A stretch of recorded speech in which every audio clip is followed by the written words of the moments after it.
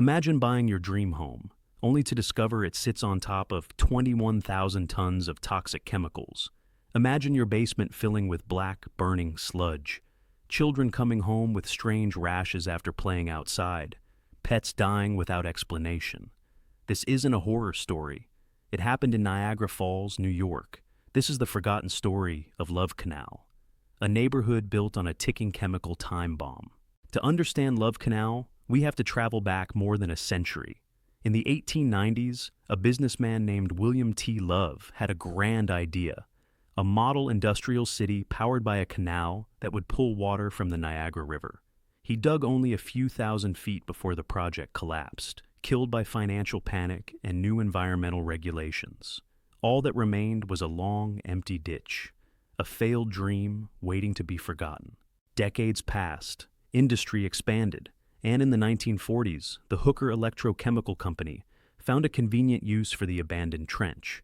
They began dumping waste, thousands of barrels filled with solvents, acids, pesticides, chlorinated hydrocarbons, and a particularly dangerous family of compounds called dioxins. When they were done, more than 21,000 tons of toxic chemicals filled the canal. They covered it with clay, they sealed it, they walked away. But the chemicals didn't stay buried. In the 1950s, the Niagara Falls Board of Education wanted land for a new school. Hooker Chemical sold the Love Canal site for $1, just $1, and included a warning in the deed about the buried chemicals. But officials believed the site was safe, and construction began anyway. A school went up. Streets followed. Hundreds of homes were built around it, forming a picture-perfect suburb, a place where families felt safe, unaware of what lay beneath their feet. It didn't take long for the first signs to appear. Neighbors complained of chemical smells after rainstorms. Children came home with burns on their hands and faces after playing outside. Basements filled with mysterious black sludge. Dogs and cats died suddenly. Parents noticed unusually high numbers of miscarriages, birth defects, and illnesses no doctor could explain. When residents reported these issues, the concerns were dismissed as exaggerations. But something was happening underground, something no one wanted to acknowledge. In the late 1970s, after a season of heavy storms, the truth could no longer stay buried. Rising groundwater pushed chemicals upward. Barrels, actual metal drums of waste, began surfacing in backyards and playgrounds.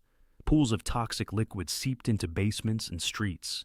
The earth literally split open, revealing the deadly secret beneath the neighborhood. News cameras arrived, residents demanded answers, and the story exploded across the nation.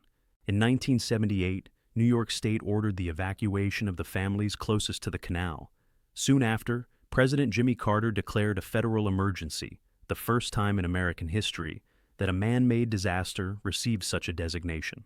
Over the next few years, more than 900 families were relocated. Houses were demolished. Entire blocks were bulldozed and fenced off. And investigators confirmed the worst fears. The neighborhood had been quietly poisoned for decades.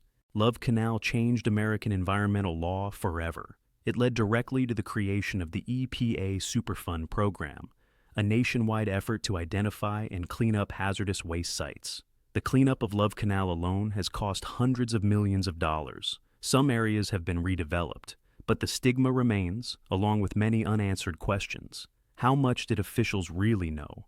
How many other communities are quietly built on buried chemical waste?